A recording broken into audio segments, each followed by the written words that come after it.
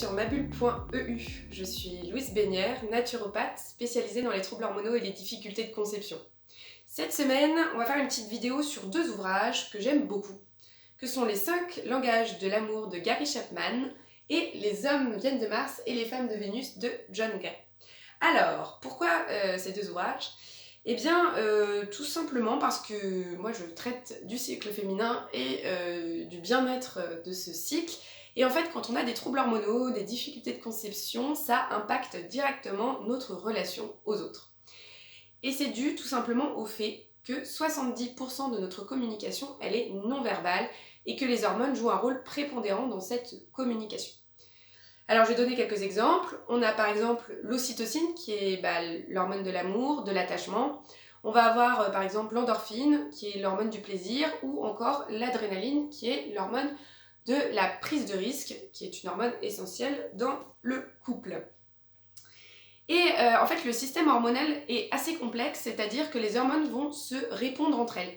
Et un déficit ou un excès d'œstrogène par exemple va directement impacter la sécrétion d'ocytocine. Le déficit ou l'excès de progestérone va directement impacter l'adrénaline. Et là, il ne s'agit pas d'avoir en fait une perception biologisante de nos rapports humains, mais simplement comprendre que notre biologie, elle rentre aussi en compte dans nos relations sociales. Et en fait, quand on travaille sur le cycle féminin, le bien-être féminin, eh bien, on va toucher à l'intime et on va toucher aussi à ce qui fait notre relation aux autres. Et il est important d'avoir une démarche proactive dans son soin, notamment quand on touche au féminin, et d'essayer de travailler en profondeur sur notre féminité et donc aussi sur notre rapport à l'autre sexe. Et c'est pourquoi ces deux ouvrages, pour moi, sont vraiment importants pour effectuer un travail en fait de fond. Et donc ces deux ouvrages vont être un complément finalement aux soins qu'on peut apporter en phytothérapie ou en nutrition. Ça va permettre de travailler sur notre rapport à l'autre. Alors, on va commencer par les 5 langages de l'amour de Gary Chapman. Alors, l'auteur développe une idée principale qui est qu'en fait, on a 5 langages de l'amour. Donc, paroles valorisantes, moments de qualité, les cadeaux, les services rendus et le toucher physique. Et en fait, on n'est pas sensible à tous les... Enfin, on est sensible aux 5 langages, évidemment, mais on va avoir des langages qui vont plus nous parler que d'autres. Et les gens qui nous entourent, nos collaborateurs, notre conjoint, nos enfants, ne vont pas avoir le même langage prédominant. Et l'idée, c'est qu'en fait, on a un réservoir d'amour qu'il faut remplir, sinon on est malheureux. Et du fait de notre langage d'amour spécifique, eh bien parfois on a des signes d'amour qu'on ne voit pas, qu'on ne sent pas, qu'on ne prend pas comme de l'amour. Et donc cet ouvrage va permettre d'identifier déjà ce qui est pour vous un langage d'amour et ce qui est un langage d'amour pour ceux qui vous entourent. Et le fait de pouvoir être plus attentif au langage d'amour des autres et le fait d'exprimer ce qu'est votre langage d'amour permet en fait d'avoir des relations plus saines, d'avoir le cœur et le corps bien équilibrés et donc d'aller mieux.